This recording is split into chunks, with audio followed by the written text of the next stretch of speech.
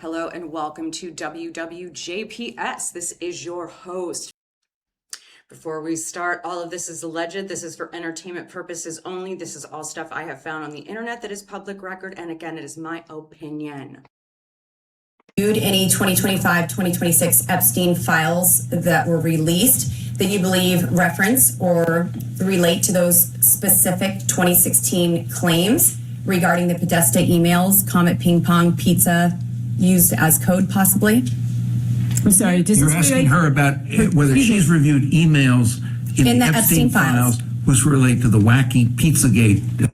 Look at her face. That is the face of a woman who never has to do anything she doesn't want to for any reason.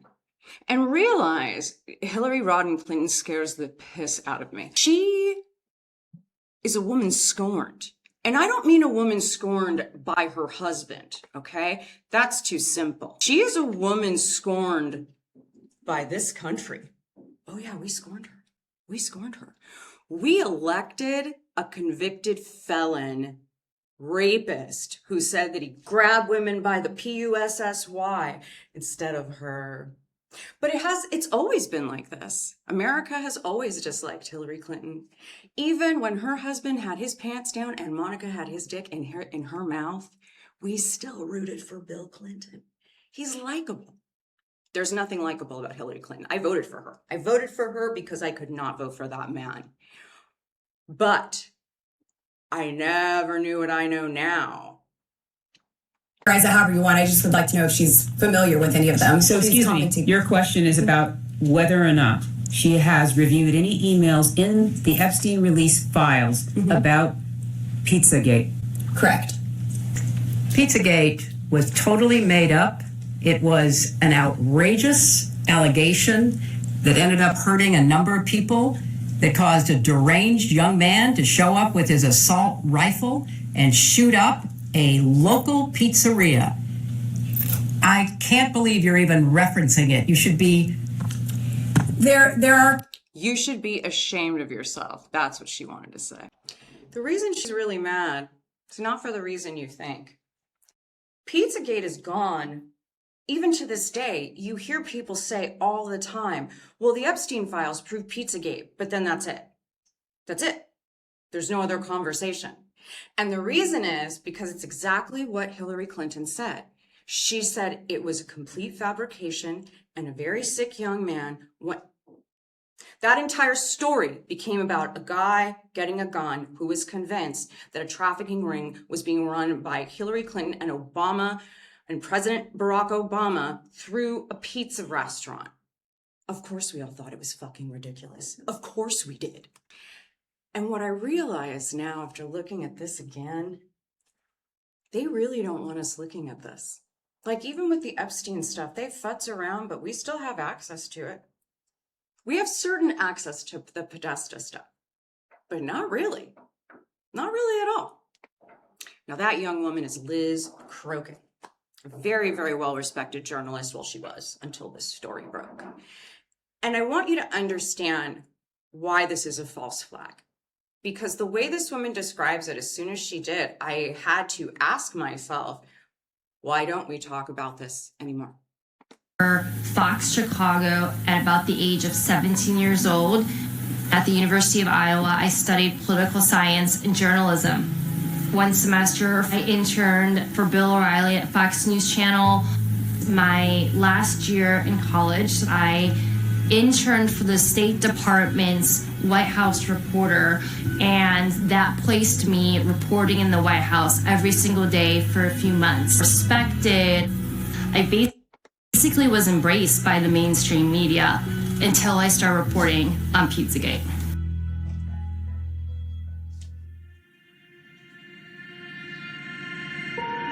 Now, when Pizzagate came out, the media tried to turn Pizzagate into something that wasn't.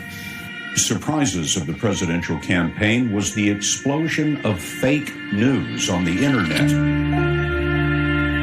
28-year-old Edgar Welch was arrested in Washington Sunday afternoon outside Comet Ping Pong, a popular family pizza parlor. D.C. police say Welch fired at least one round into the restaurant floor with an AR-15 rifle like this one on his Facebook page. No one was injured. Someone on Twitter, whose name remains unverified but has several thousand followers, posted that new emails found on Anthony Weiner's computer confirmed that Hillary Clinton was involved in a pedophilia ring. The way it was described, I mean, even then, even now with what we're hearing, telling the entire world, because that was on mainstream media, that Hillary Rodham Clinton is somehow involved in a pedophilia ring, I'm sorry, but there's no one on the planet who's going to believe that. Not people who had no idea, right? So, as this woman said, this is a respected journalist. Why did this story go away? Because what you're going to find out in this video is how differently they tried to focus our attention in these emails. And when you see the difference, what they did with this and Epstein, it draws a question of why. Thread, inspiring some newfound internet sleuths to start digging around in John Podesta's hacked emails, searching for proof and location of the so-called sex ring. In those emails, they are absolutely littered with code words. And many of these code words are food words, such as pizza.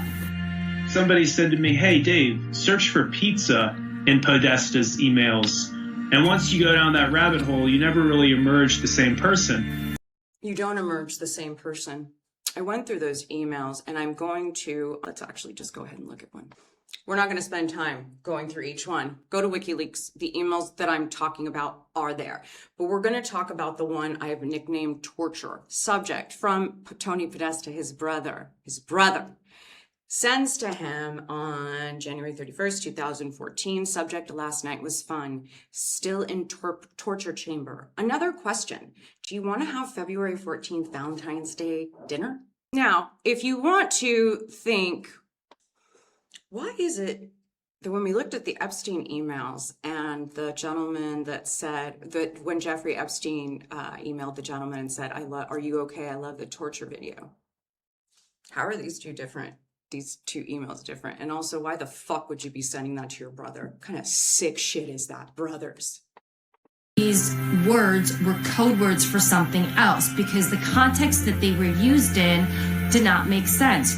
To be clear, not one single email in the Podesta emails discusses child sex trafficking or pedophilia. That is a fact. But there are dozens of what seem to be strangely worded emails dealing with pizza and handkerchiefs. And investigators say that those words in the emails about pizza and the talk of handkerchiefs. The handkerchiefs? So that email, the handkerchief one was sent to John Podesta from this woman, and she's like, hey, we found a handkerchief with a map that seems pizza related. Is it yours? And now we've all hosted guests. We've all sent an email or a text. Hey, did you leave your purse? Did you leave your Tupperware? Did you leave whatever? Did you leave your handkerchief? I don't ever remember telling them that there's a map on it that's pizza related. That seems odd. When he does respond, and he does go through the emails, he's like, yeah, it's mine, but there's no need to bother it. I don't need it anymore.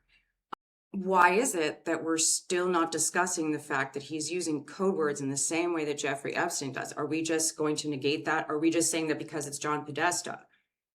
And not just a Democrat, but why is it we're really not talking to anyone on that side? And I'm not left, right. Why are they distracting us? Why are they keeping us away from anything that had anything to do with that? Oh, I think there's far more to those emails than any of us will ever know. The Podesta brothers had art.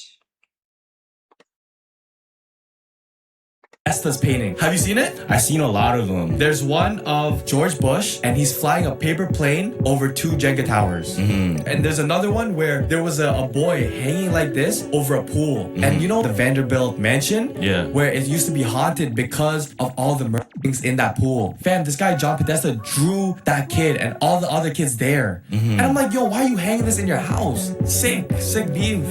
This man makes it very amusing, but where we elevate ignorance into sophistication one masterpiece at a time. Today we're going to examine some of the favorite works from distinguished art collector and DC busybody, Tony Podesta. Here's a lovely picture of painting that is work of art that is actually hanging in Mr. Podesta's home, actually. And it is, as you can see, it's definitely somebody who's 18. Let's look at another piece, shall we? Oh, here's another one. A bunch of young women laying in leaves, and I think... Now, as much as we want to look at this disturbing shit, and believe me, this is just the beginning. This is the beginning. They have sculptures that are so disturbing. So what I want to do, because specifically, one, you have to ask yourself, if you walked into someone's home and saw shit like this on their walls and you'd never been there before, would you be like, this is a lovely place? This art, it's so dramatic. The artist I'm about to show you is Kim. I need to look up her last name. I'll put it in the description. She is the woman who painted those super disturbing paintings. When she was a child, she was sexually abused so badly that paint. And so right now, this is a Vice interview where she keeps all the art separated and segregated so she knows which personality is doing it. Ria, her work is very bright and it's graphic of abuse. Had a lot of trouble with her work because her paintings are not to be put, really on their walls. Yeah, and that I see as dissociation. Now, the artist herself said, I have a lot of problems with these paintings. These aren't the type of paintings that most people want to hang on their wall. When you actually see her interviewed while the personality is actually there and she's holding the painting that she drew and they're asking her, did you draw that? This happens. These things happen to children. We don't talk about it. These things happen. They happen. And the thing is, why did she paint all the stuff that she did from the pool? Those are her paintings from her memories. Let's take a look at those paintings one more time. I know this is hard to watch, but you won't see it again. Really on their wall. Don't know. These, a lot here are Ria's. Ria, her work is very bright and it's graphic of abuse. Had a lot of trouble with her work because her paintings are not the ones that people want to be put, really on their walls. Yeah, and that I see as No, they're not. They're not the type of paintings that people want to put on their walls. Now, as I've said many times, I'm not a journalist. And the only reason we are actually revisiting this is because two journalists, the one that we saw first, Kim, and now we're going to meet Ben Swann. Since 2016, and when these stories broke, both of these people had incredible reputations. Both of these people were honestly reporting, and both of them lost their careers. Epstein is Pizzagate. Let that sink in for a minute. Jeffrey Epstein is Pizzagate.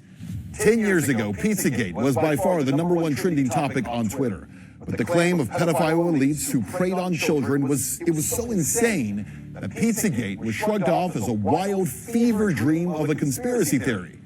I was the first mainstream reporter to dare give the facts surrounding Pizzagate. My corporate career was destroyed over it, so what? My professional reputation was obliterated, that wasn't fun. And I wasn't the only one. Anyone who dared to suggest that this might be true was blacklisted, shadow banned, or thrown off of social media. But then, just days ago, the largest dump of Epstein files revealed what some of us have been telling you for a decade, that Pizzagate is real. Not that there is a pizza parlor at the center of a child trafficking ring, but that See how he clarified that? child trafficking rings, run by some of the most powerful people in the world, do exist.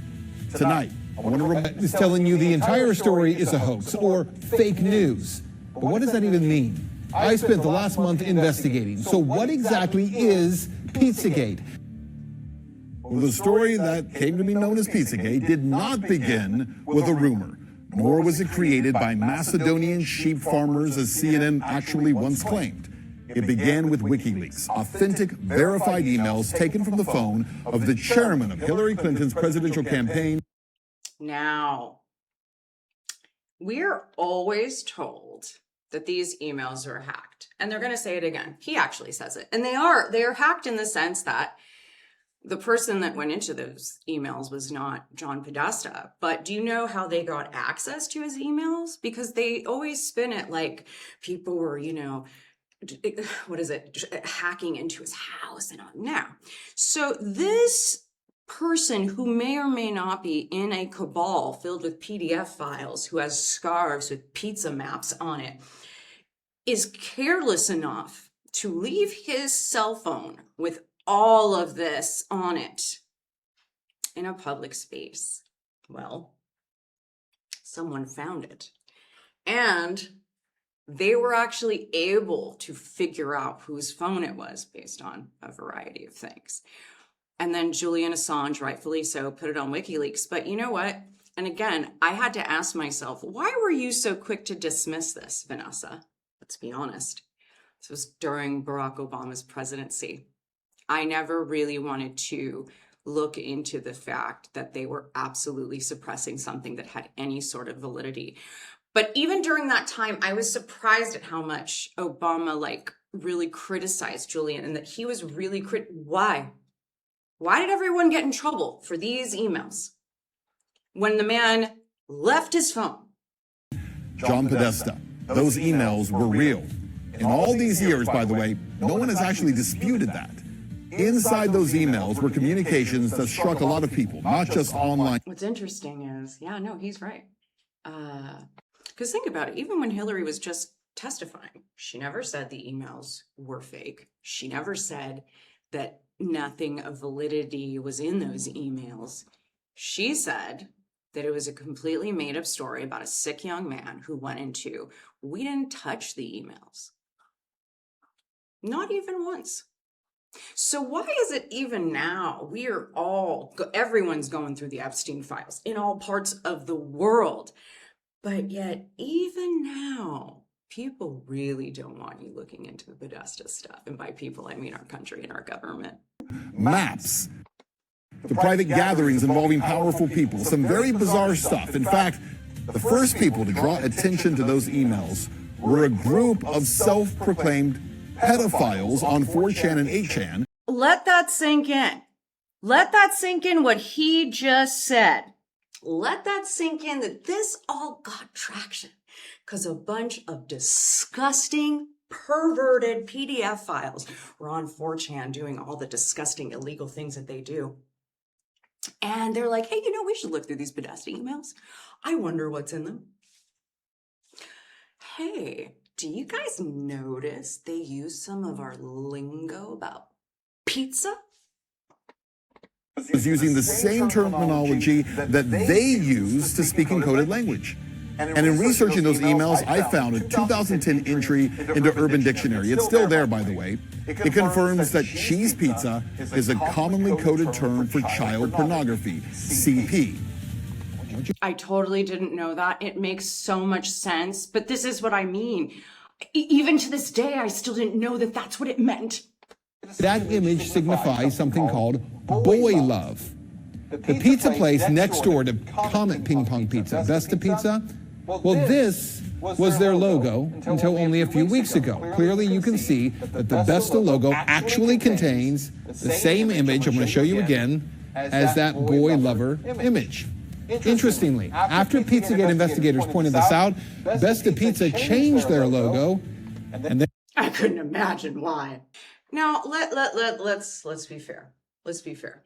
I've said things and not known what they have meant, to be perfectly honest. And there have been times I've read legal documents where things have been described that are perverted, and I've had to ask the client, I'm sorry, what are you? So let's just say the pizza people didn't know, right? Let's say they saw that and they're like, oh my God, and they changed it. But Was that the only reason they were suspicious of the pizza owner? There it is now. They removed the triangle. Yeah, 10 years ago, I was called a dangerous conspiracy theorist and a madman for claiming that pedophiles and possibly even pedophile elites might use coded language, even though it was online pedophiles who said that's exactly what they do. Which brings us back to this new Epstein release, because in it, the word pizza is mentioned 911 times. That's right, 911 times adults are emailing back and forth about slices of pizza. Now, to be fair, both of these gentlemen could just be incredibly enthusiastic pizza lovers. I mean, Jeffrey Epstein could have been trying to make the most fantastical pizza, but we all know that's not true. We all know that's not true. We all know when you say we're trying to figure out how to divvy up one slice between 10 of us. We thought there would be more slices. Or you want to get a pizza for an hour? Or Jeffrey wants to eat pizza with you and you know that's an honor. I don't even know. I mean, even a child wouldn't want that. Even a child wouldn't be like, Daddy, you want to eat pizza with me? That's just, it's odd. It's odd. But why is it that we are all very willing to say that Jeffrey Epstein and those disgusting people, but we're not willing to talk about this? We talk about Howard Lutnick, who's a lying, disgusting man. We talk about our alleged fucking disgusting pedophile president, allegedly, who's incontinent and senile, whose brain just dissolves before our very eyes. Then we've got the rapist in charge of the Secretary of Defense here. So it's not like these are people, right, who are really good people, but why aren't we still asking about John Podesta? If those have been debunked, why aren't we saying, well, those emails meant this and Epstein's mean this? No, what we're saying is we don't ever want to talk about the Podesta emails, and it's just that never happened. Question really, one again, it's not really, was Pizzagate real, right? Not in the real sense of what they make it. Was that young man correct? No. Is there a trafficking ring being run out of that pizza place? Probably not. And also, being in Epstein's emails doesn't make you a PDF file, doesn't make you a co-conspirator, but they all kind of know the same people. Just stand-up individuals. Bannon. Katie Miller fucked him, apparently. Stephen Miller's wife. Yeah. Woody Allen. Oh, he married his wife's adopted daughter, who he helped raise. Yeah.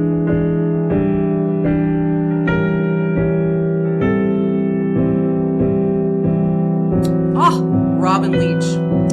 When you actually look through the Epstein files, Robin Leach, there's the accusation that he choked and murdered a young woman during, rough sex, and they had to bury her on a golf course.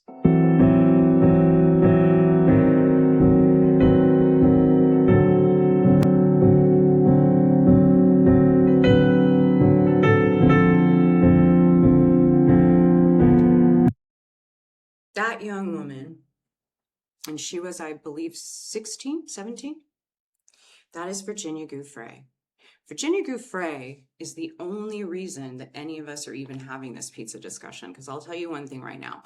Had this young woman not pushed and sued and lost in court and wrote a book, none of us would be looking at this. You have to understand, this young woman who is no longer with us, she gave up her life. She knew this would kill her. She knew they would eventually come for her. And I'm not saying they murdered her, but she decided to go up against them because she has children and she couldn't live with it. And she wanted to finally stand up to them. And no matter what they did to her, and she lost several times in court, but then she started to win because they got her for defamation. They got Ghislaine for defamation. But none of us would be looking at this. And all of us would still think that anything revolving pizza or a trafficking ring is ridiculous. And I think more than anything, what I want people to take from this is that nothing is ridiculous anymore. and that just because you're rich doesn't mean you have any sort of decency. And quite frankly, the richer you are, the more corrupt and disgusting you tend to be. And you have no issue walking over anyone to get there.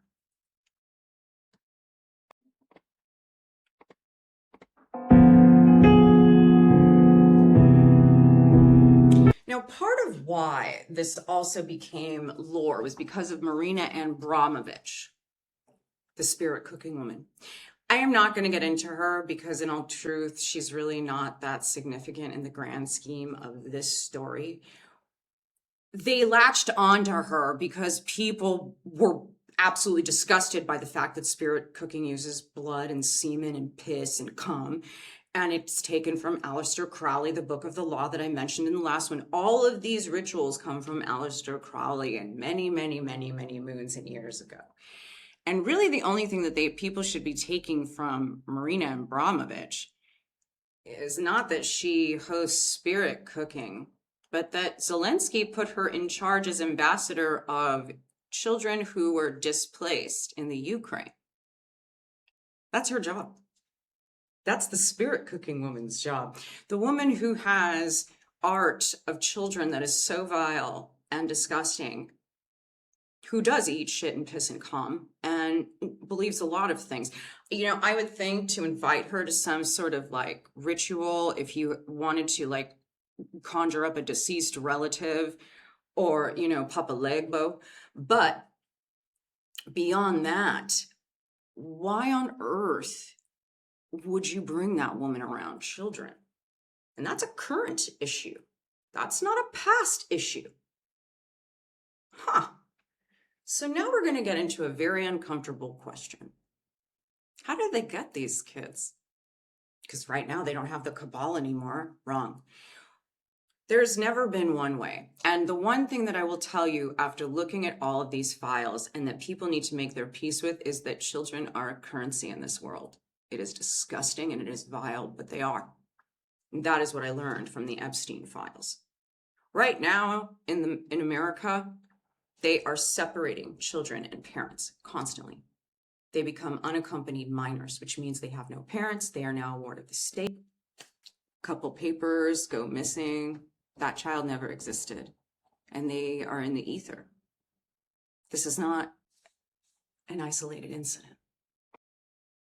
Two earthquakes hit Venezuela, 40 seconds apart with a distance of 14 miles between both. A record. Then we see the red skies. Definitely not natural. So now that Venezuela is officially the elite's new playground, here comes the missing children. And I see a lot of talk about kids being sold on Vinted, but that's just a diversion. Just like the Wayfair scandal. Elites don't buy children on retail stores. That's too easy to trace. But it doesn't mean they don't buy them. In 2010, after the earthquake in Haiti, a woman named Laura Silsby was caught at the border with 33 Haitian children claiming they were orphans, but they were not. 33? And the Clintons, who are some of Epstein's favorite clients, bailed her out, and then she got a job at Amber Alert. You can't make this up. There were also children missing after the Maui fires, and mainstream media ignored the story completely. Now, if you ask me if it's possible that weather can be manipulated to advance a political, I'm gonna say this. Do they poison our food and water? Did they create a bioweapon, made us sick and got rich off of it? Did they bomb a kid's school in Iran? Are they capable of genocide? Come on, create a weather disaster and traffic children in the process? That's light work. When it comes to our kids, there's no debate. The perpetrators must be executed. And I know. And the thing of it is, he's absolutely not wrong. The CIA, there is documented proof that they absolutely know how to mess with the weather. Bill Gates even actually has a patent on creating hurricanes. So this isn't crazy. The weather can be manufactured. Powerful earthquake in Colombia has left tens of thousands facing a humanitarian crisis. Nearly 300 people have died, while thousands are injured and rural communities have lost everything. Aid workers warn the chaos could leave vulnerable children exposed to human trafficking networks. Family separation after disasters can increase the danger of exploitation. Protection centers are providing essential supplies and psychosocial support. Venezuela, Colombia, Haiti, and now the United States. Notice all these little children are not white. Because right now the white kids are too hard to get, let's be honest. So what I want you to take from this is not that Pizzagate was real or that Hillary Rodham Clinton is a trafficker of children. No. What I want to make incredibly clear is that the trafficking of children goes far beyond what any of us imagine. All of those charities, all of those kids that we help, do we help them? What happens to them after they're given away? And who are they given to? Who are they given to? Because if Zelensky is hiring people like Marina Abramovich, and he's supposed to be a stand-up person, right? We give tons of money to Ukraine. Why on earth would he be involved in something like that? Oh, it couldn't be that Ukraine just got busted for biolabs with children and that they're all over the Epstein files in terms of what they were doing biologically. Wake the fuck up, folks. And again, always go to the opposite of what you're being told. Because clearly there's something much more to Pizzagate than even we've discovered, because they took such means to make it go away. Parlor owner, law enforcement. Based on what may be or may not be here, the big question is, why hasn't any investigation taken place? This is insane. So many people in the mainstream media have said Pizzagate is a conspiracy theory. Pizzagate has been debunked. It has not been debunked. If it's been debunked, explain the code words. No one to this day, including John Podesta himself, can explain the code words in his emails. Hey, John Podesta, can you please explain why you have children rented for entertainment for your adult hot tub parties? No one has ever explained why John Podesta has literal pedophile and cannibalism paintings all over his office and his home. Tony Podesta too. And then you look into the spirit cooking dinners, and you look at Marina Abramovic, who's the one that was conducting the spirit cooking dinners. Why are they going to spirit cooking dinners? Why are they sacrificing chickens to Moloch in their backyard? This is... Oh, yeah. And then there was the account that Jeffrey Epstein had for Ball. These similarities are very much there. What scares me the most is what they're really hiding with this.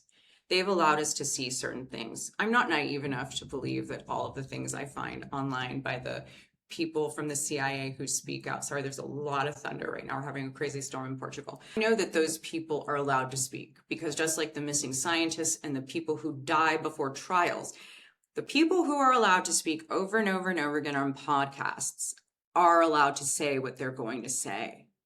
So the fact that they still do not want us to look at this, the fact that they still say that it's insane and it never happened, should make each and every one of us uncomfortable, because it's exactly the same. This is not a left-right issue. And unfortunately, I agree that we've been way too loose on the Democrats. Again, not a right or left issue, but why isn't everyone who has any sort of suspicious activities, and those emails are suspicious? They're suspicious. I mean, how many of you would be comfortable with art like that? Put it up for the world to see. All right, I know this was a long one, and I know that I probably lost some subscribers over this one, but that's all right. I'm going to keep on keeping on. So, where are all the monsters, folks? They're hiding in plain sight. Always be aware of that. Take care.